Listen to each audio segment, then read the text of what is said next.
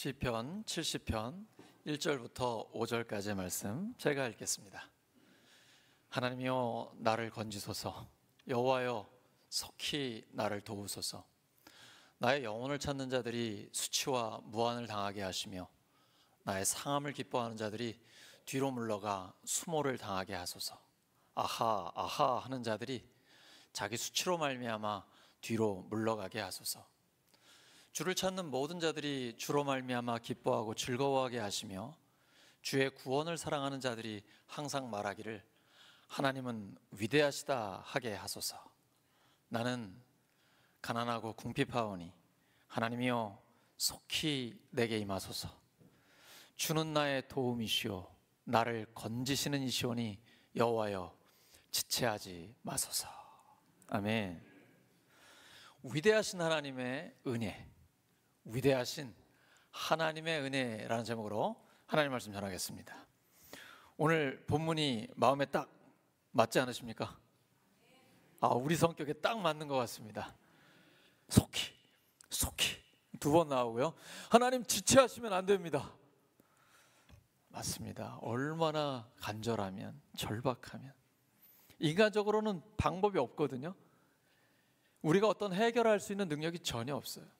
근데 하나님은 가능하십니다. 나는 가난하고 궁핍합니다. 주님 속히 응답하소서.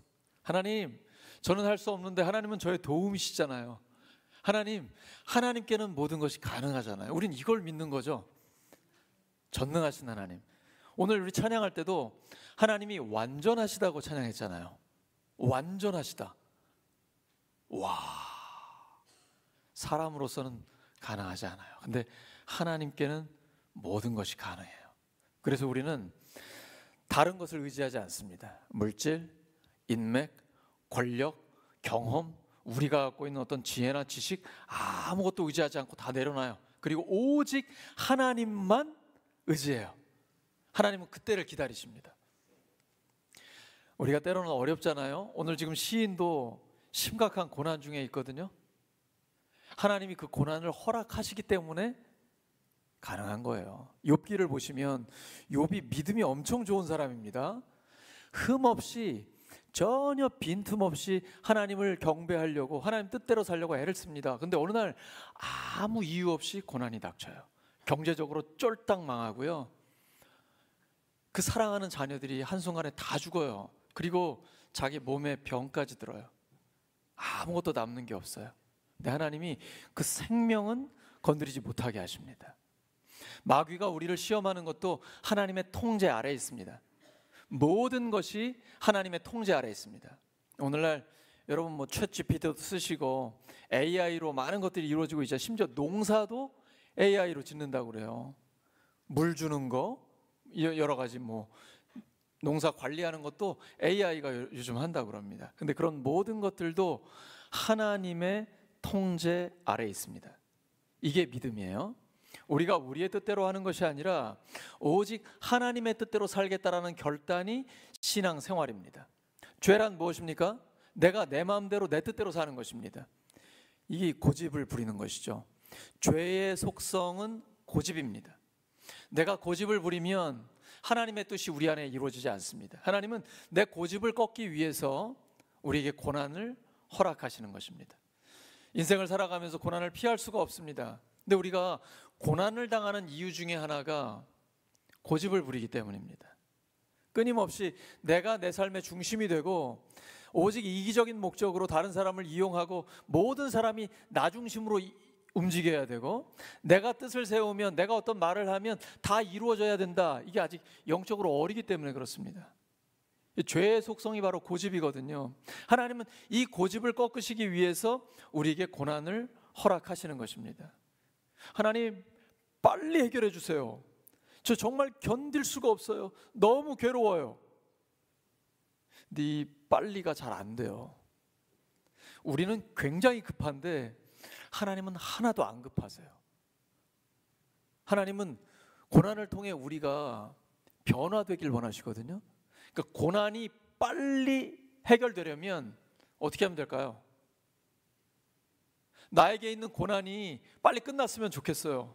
어떻게 하면 될까요? 그 인간이 변하면 될까요? 그랬으면 좋겠는데 그게 안 됩니다. 내가 변해야 됩니다. 진리예요. 피할 수 없어요. 하나님은 지금 내가 변하기를 원하셔요. 그러니까 하나님 빨리 저를 변화시켜 주세요. 빨리 어떻게 변하면 될까요? 야고보는 이렇게 얘기해요. 야고보서 1장 2절에서 4절입니다.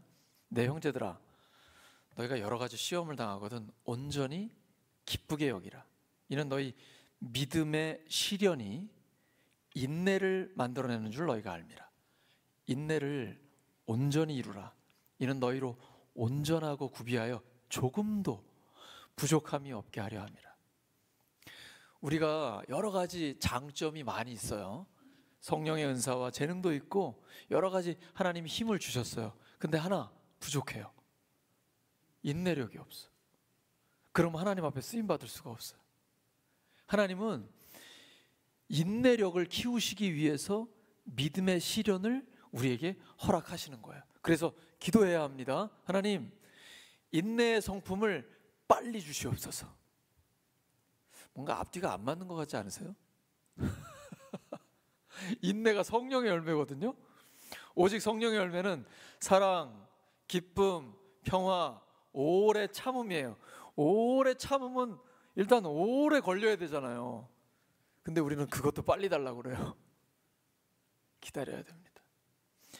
하나님께서는 우리에게 이 신앙의 여정을 통해서 인내를 점점 더 강화시키기를 원하세요. 오래 참으며 기다리는 것은 신앙생활의 필수 과정입니다. 선택이 아니에요. 이걸 통해서 우리가 하나님을 경험할 수 있어요. 그래서 하나님은 하실 수 있으신데 응답을 늦추십니다. 하나님의 때가 있거든요. 전도서 3장 1절입니다. 범사에 기한이 있고 천하 만사가 다 때가 있나니. 하나님의 때는 정확합니다. 믿음이란 최선을 다하면서 믿고 기다리는 것입니다. 무엇을요? 하나님의 때를 기다리는 것입니다. 하나님은 때를 따라 일하십니다. 때의 주관자는 내가 아니고 하나님이십니다. 하나님은 우리가 하나님의 정확한 때에 하나님의 복을 받기를 원하십니다. 하나님 반드시 우리에게 좋은 것을 주십니다. 근데 하나님의 때가 있어요. 로마서 8장 28절이죠. 우리가 알거니와 하나님을 사랑하는 자 곧 그 뜻대로 부르심을 입은 자들에게는 모든 것이 합력하여 선을 이루느니라. 하나님은 우리에게 최고의 선을 주기를 원하십니다. 하나님의 때에 주십니다. 우리의 태도와 관련이 있습니다. 그러니까 빨리 내 태도를 바꿔야 돼요. 이 때의 주관자는 내가 아니고 하나님이에요. 그래서 하나님께 온전히 때를 맡기고 순종하는 태도를 가져야 돼요. 내 태도가 때를 맡기고 순종하는 태도다. 그러면 이제 좋은 것이 임합니다. 엘리야가 봤던 손바닥만한 징조가 보입니다. 수년 동안 안 되다가 갑자기 어제 응답을 받는다니까요. 저는 오늘도 지금 하나님의 응답을 보고 있어요. 그러니까 이 신앙생활이 얼마나 재미있는지요. 저는 드라마를 안 봐요. 왜냐하면 하나님이 제 인생을 드라마로 만들고 계시거든요. 성경 엄청 재밌습니다. 성경을 읽어보세요. 성경 같은 드라마가 없어요. 사랑받던 아들이 노예로 팔려가고 총무노예가 됐는데 누명 쓰고 감옥에 들어가고 감옥에 들어갔는데 2년 뒤에 총리가 되고 반전에 반전을 거듭해요. 위기는 하나님을 경험할 수 있는 기회예요. 고난이 길어졌죠. 그때가 하나님을 깊이 경험할 수 있는 기회예요. 왜 고난이 셀까요? 내 고집이 세기 때문에 그래요. 내가 내 주장이 너무 세요. 그러니까 이걸 꺾으셔야 돼요. 우리의 삶의 방향을 하나님이 원하시는 그 길로 바꾸시기를 원하시는 거예요. 그래서 하나님이 지금 강수를 두신 거예요. 그러니까 내가 빨리 꺾여야 돼요. 되게 힘들어요, 이게. 제가 원래 바닥에서 계속 기도를 했는데 우리 교회는 의자에 앉아서 기도를 하다 보니까 이 무릎 꿇고 기도하는 게 너무 힘든 거예요. 그래가지고 목양실에서 무릎 꿇고 다리 저렸어. 진짜 못하겠어요. 오래 무릎 꿇고 기도하다가 어제 일어섰는데 이게 다리가 펴지질 않는 거예요. 와, 이거 너무 어렵다. 엘리야는 어떻게 그렇게 무릎 꿇고 기도했을까? 여러분, 이 습관이 여러분, 습관이 굉장히 무섭습니다. 설교 시간에 조는 사람 있잖아요. 습관이에요. 조금 전까지 멀쩡하게 막 재밌게 지내다가 설교를 시작하면 딱 졸아요. 근데 경건의 습관도 굉장히 강력한 겁니다. 무슨 문제만 있으면 기도하잖아요. 이 사람은요, 그 기도가 습관이에요. 심지어 스데반은 복음을 전하다가 돌에 맞습니다. 근데 그 돌에 맞을 때도 무릎 꿇고 있어요. 얼마나 기도를 했단 얘기예요. 경건의 습관은 우리의 삶에 혁명을 일으켜요. 우와! 성경이 진짜로 내 삶에 이루어진다니까요. 기도하면 하나님이 역사하세요. 깜짝 놀랄 일들이 일어납니다. 사람이 그렇게 잘 안 변하거든요. 근데 하나님이 변화의 역사를 일으켜 주십니다. 너무너무 행복해요. 이 때를 기다리는 훈련을 통해서 하나님은 우리의 고집을 꺾으세요. 우리가 자아중심적이거든요. 이게 죄의 본성이에요. 하나님은 하나님의 형상대로 사람을 만드셨습니다. 근데 사람이 죄를 지어서 하나님의 형상을 잃어버렸어요. 사람의 힘으로는 하나님과의 관계를 회복할 수 없습니다. 죄 없으신 하나님이 사람이 되어 오셔서 우리의 죄를 대신 지시고 십자가에서 죽어주셨습니다. 죄값을 치러주셨어요. 그리고 부활하셔서 죄, 악, 저주, 모든 나쁜 건 다 끊어버리셨어요. 죽음의 문제까지도 완전히 해결하셨습니다. 이제 예수님을 믿으면 하나님의 형상을 회복합니다. 하나님과의 관계가 회복이 됩니다. 하나님과의 관계가 회복이 되면 사람들과의 관계도 회복이 됩니다. 예수님이 완벽한 하나님의 형상이잖아요. 예수님이 오셔서 섬김의 모범을 엄청나게 보여주세요. 영적인 섬김, 육적인 섬김 다 보여주십니다. 하나님 나라의 법을 가르쳐 주세요. 그리고 하나님 나라의 복음을 선포하십니다.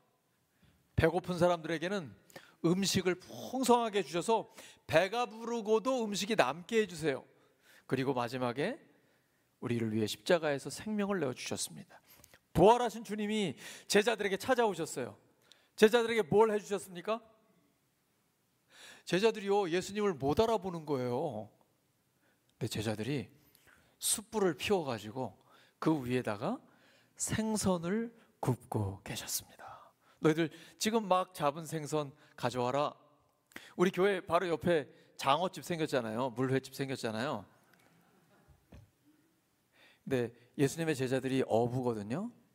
예수님이 십자가에 돌아가시고 부활하셨는데 그냥 고기 잡으러 갔어요. 근데 밤새도록 해도 한 마리도 못 잡는 거예요. 사업이 망했어요. 그때가 기회입니다.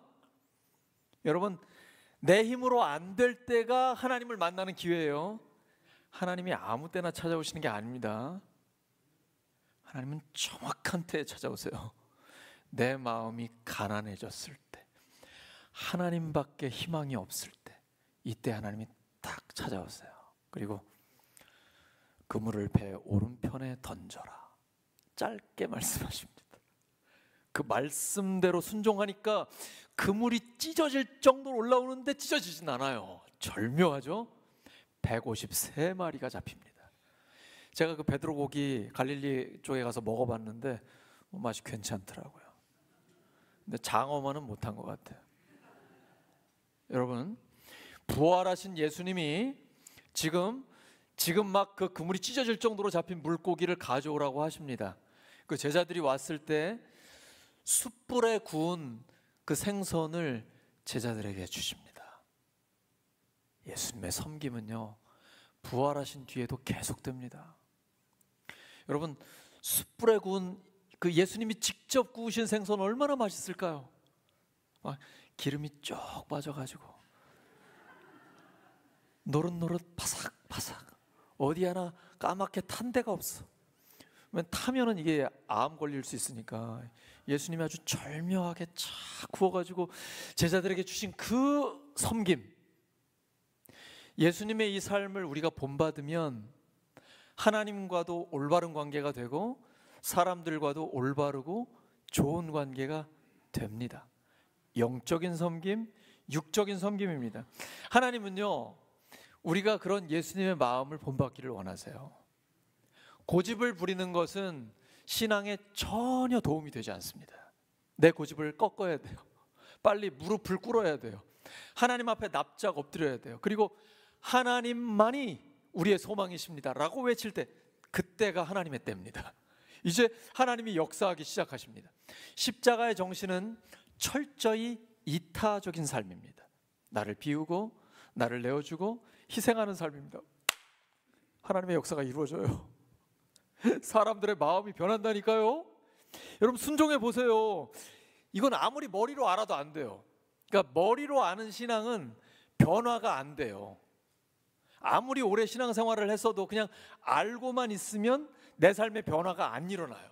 그런데 신앙생활을 막 시작했어도 새 가족도 말씀대로 순종하면 그 순간부터 하나님의 역사가 내 삶에 나타나기 시작합니다.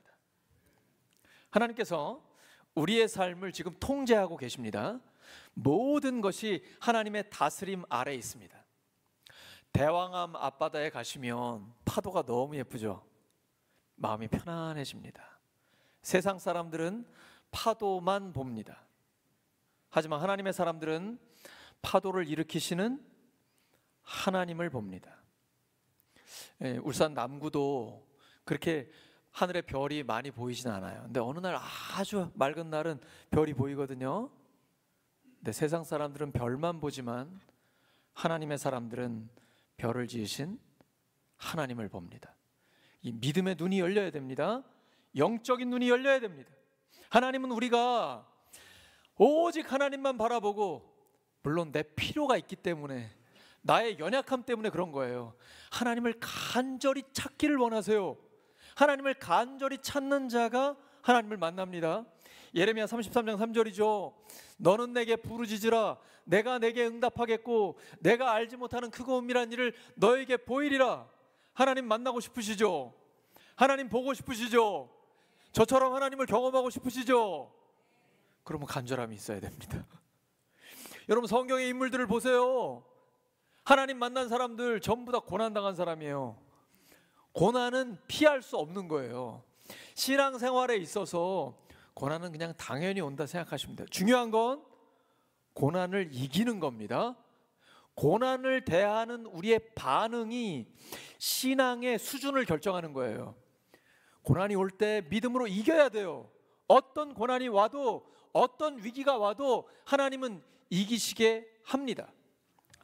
여러분 제가 보시면 승부욕이 강해 보입니까? 아니면 굉장히 유순한 사람처럼 보이십니까?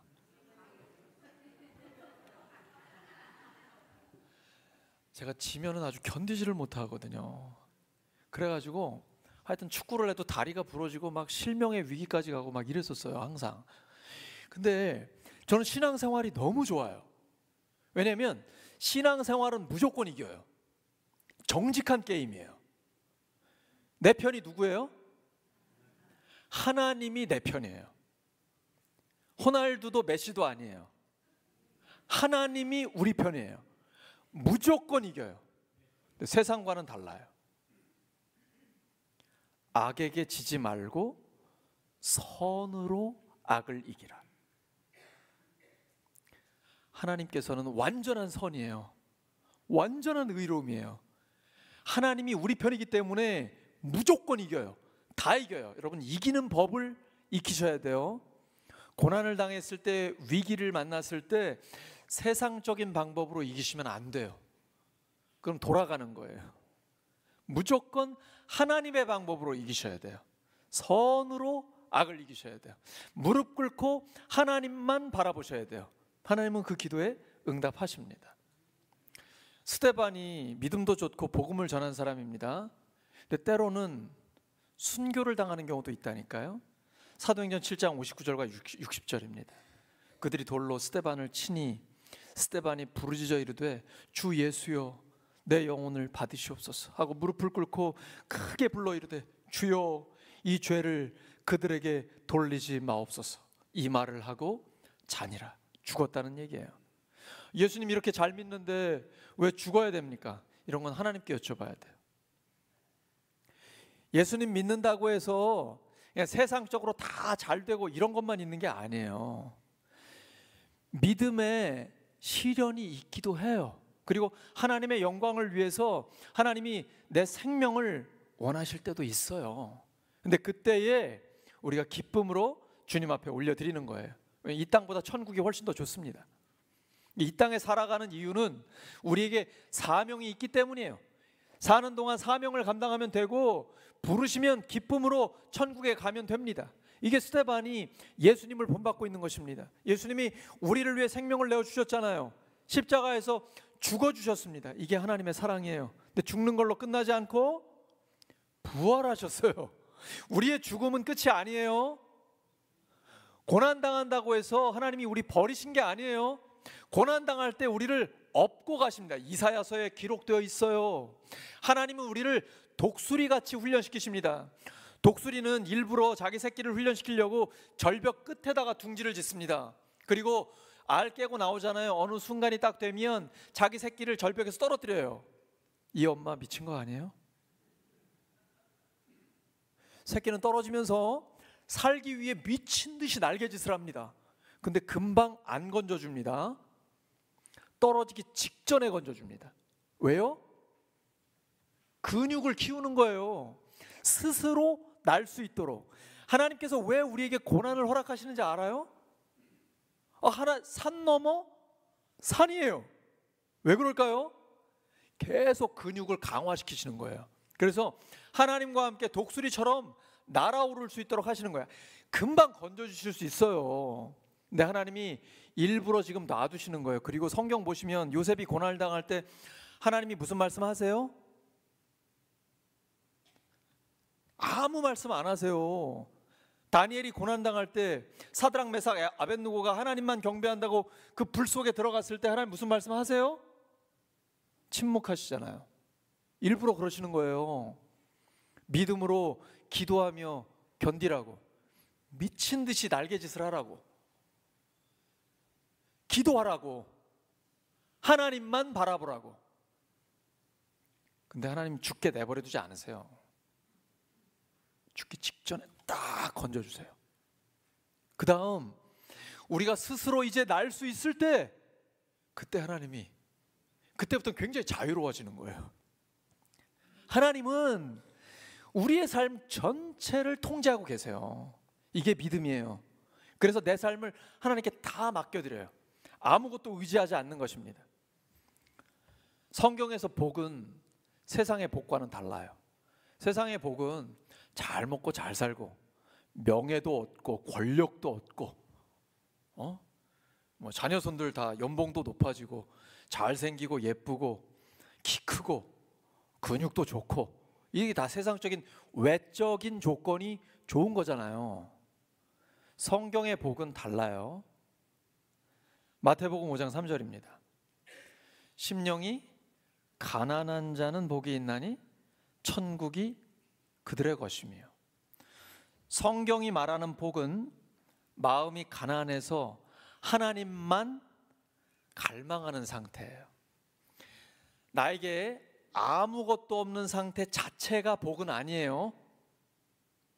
아무것도 없는 상태에서 하나님만 갈망하는 상태가 복이에요. 모든 것을 갖춰서 필요한 것이 없는 상태는 복이 아니에요. 하나님도 필요 없고 부르짖을 필요도 없고 간절함도 없고, 이건 복이 아니에요. 그런 사람은 하나님을 경험할 수가 없어요. 하나님만 갈망하는 상태, 그 상태가 가장 복 있는 상태예요.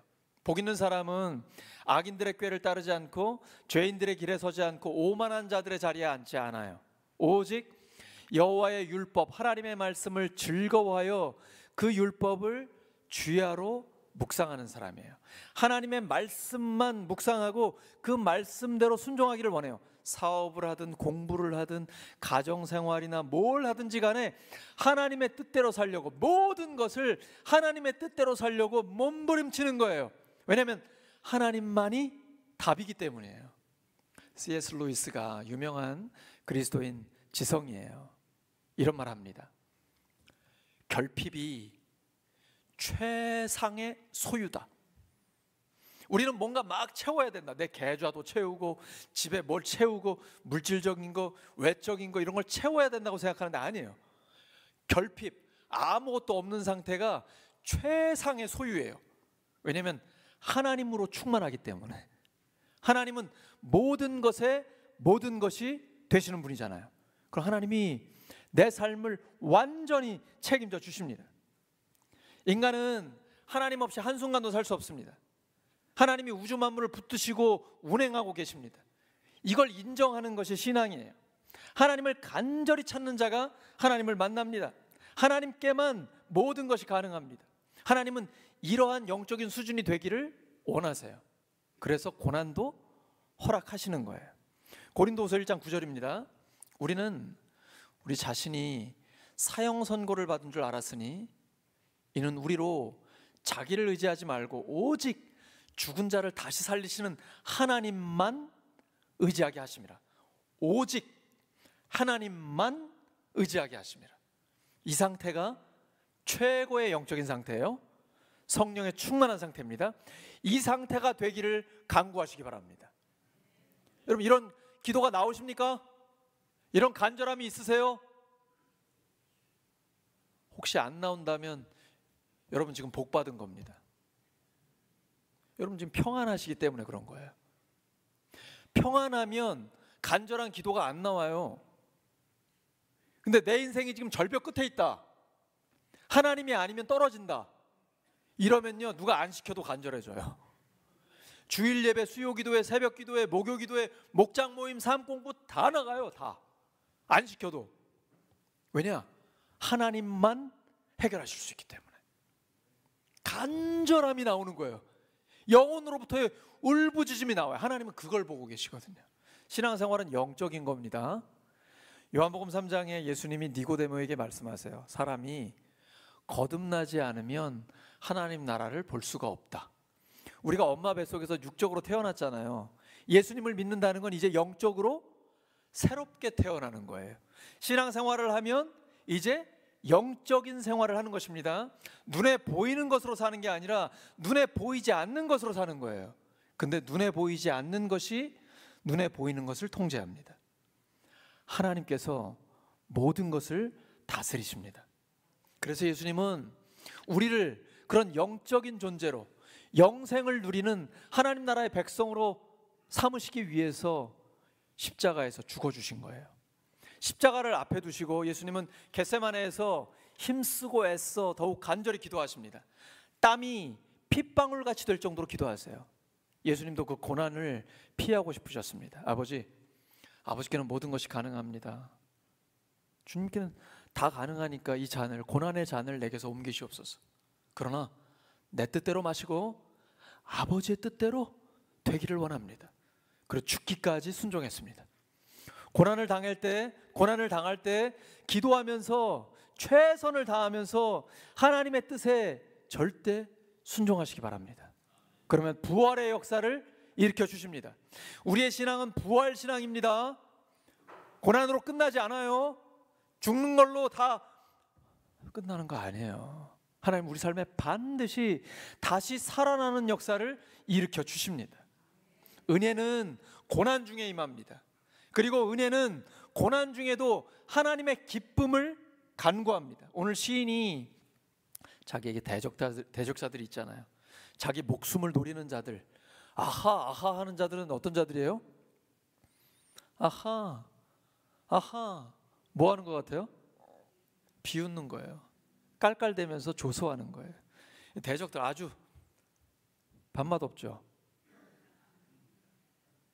그런데 그렇게 비웃는 자들도 있고 내 목숨을 노리는 자들, 내가 재난당하는 것을 기뻐하는 자들, 이런 자들이 있어요. 왜냐하면 마귀의 세력이 있기 때문이에요. 사람이랑 싸우지 마세요.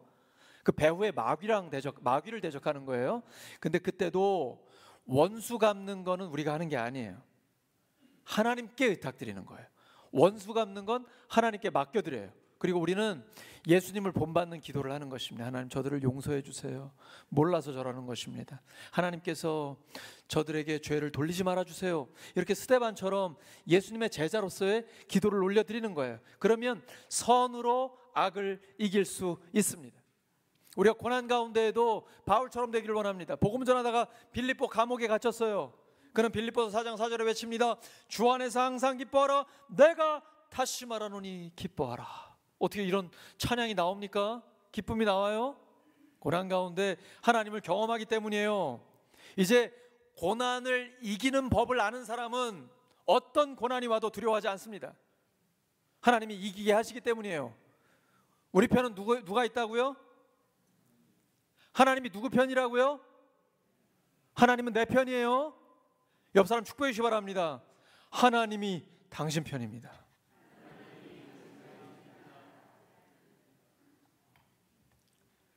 하나님이 내 편인데 하나님은 역사하시는 법칙이 있어요. 간절히 기도할 때 역사하세요. 간절해야 돼요. 간절하지 않으니까 하나님이 간절한 곳으로 몰고 가세요. 그러니까 빨리 내가 바뀌어야 돼요. 절벽 끝에 가기 전에 빨리 간절해져야 돼. 자세부터 바꿔야 돼. 자세. 간절하게 하나님 앞에 하나님만 가능합니다. 그리고 지금 신앙생활 어려우세요? 정상이에요. 이 땅에 사는 동안 사명을 감당하는 건 어려운 거예요. 내 힘으로 못하는 거예요. 하나님만 하실 수 있어요.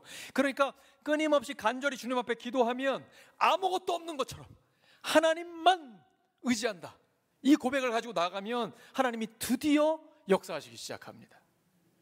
고난 중에 낮아진 자에게 하나님이 높아지는 역사를 일으켜주세요. 이게 은혜예요. 지금 다윗이 그렇게 고백하잖아요. 나는 가난하고 궁핍하오니 하나님이여 속히 내게 임하소서. 지체하지 마소서. 초대교회 성도들은 예수님 믿는다는 것 그 하나 때문에 핍박을 받았어요. 순교를 당했어요. 주 예수여 오시옵소서 간절히 기도합니다. 요한계시록 22장 20절이에요. 이것들을 증언하시니가 이르시되 내가 진실로 속히 오리라 하시거늘 아멘. 주 예수여 오시옵소서. 예수님의 재림을 기다리는 거예요. 동시에 예수님밖에 우리에게 소망이 없습니다. 나는 다른 어떤 것도 의지하지 않고 오직 예수님만 의지합니다 라는 고백이에요. 우리가 좋아하는 것들이 있잖아요. 취미 생활도 있고 뭐 여러 가지 우리가 즐기는 것들이 있잖아요. 좋아하는 것들 그냥 적당히 좋아하셔야 돼요. 너무 거기 빠지시면 안 됩니다. 중독된 사람들이 너무 많아요. 세상 것에 빠져버리면 하나님을 잃어버립니다. 심지어 하나님이 우리에게 선물로 주신 게 있어요. 근데 하나님이 주신 선물 때문에 하나님을 잃어버리면 안 돼요. 유명한 말이 있죠. gift 때문에 giver를 놓치면 안 돼요. 하나님이 주시는 그런 작은 선물 때문에 하나님 자신을 놓치면 안 됩니다. 그러니까 세상에서 좋아하는 것, 취미 이런 것들도 적당히 하셔야 돼요.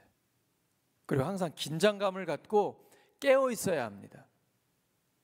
그래야만 하나님과의 동행이 가능해집니다. 늘 깨어 있어야 돼요. 가난한 자는 복이 있나니 하나님의 나라가 너희 것이며 세상 것들로 채워지면 하나님께서 계실 공간이 없어요. 다 비워버리셔야 돼. 그리고 하나님으로 충만하게 채우셔야 합니다. 우리는 모두 죄로 인해 궁핍한 자들이었습니다. 하지만 예수님의 십자가로 인해 하나님의 자녀가 되는 은혜를 받았습니다. 이것이 바로 위대하신 하나님의 은혜입니다. 사랑하는 우리 울산교회 성도 여러분, 오늘도 우리가 살아가는 이유는 오직 하나님의 은혜 때문입니다. 그 은혜는 고난 중에 임하고 고난 중에도 하나님의 기쁨을 구하게 하고 고난 중에 있는 낮은 자를 높입니다. 예수님의 십자가와 부활을 통해 이 은혜가 완성됐습니다. 하나님의 이 은혜를 누리고 나누며 베푸는 우리 모두가 되기를 예수 그리스도의 이름으로 축원합니다. 주신 말씀 붙들고 하나님 앞에 간절히 기도하겠습니다. 하나님 아버지 감사합니다. 오늘 우리가 살아가는 이유는 오직 하나님의 은혜 때문입니다. 하나님, 저를 다스려 주시옵소서. 하나님, 우리를 통치하여 주시옵소서. 하나님, 은혜를 충만하게 주시옵소서. 용서가 이루어지게 해주시고 치유와 회복이 있게 하여 주시옵소서. 하나님, 구원의 역사를 일으켜 주시옵소서. 총체적인 구원, 전인적인 구원을 우리에게 허락하여 주시옵소서. 하나님, 우리를 사용하여 주시옵소서. 하나님, 우리를 사용하여 주시옵소서. 하나님의 은혜를 충만히 받고 하나님의 은혜의 통로로 쓰임받게 해주시옵소서. 감사합니다. 주님, 우리를 사용하여 주시옵소서. 은혜의 통로로 쓰임받게 해주시옵소서.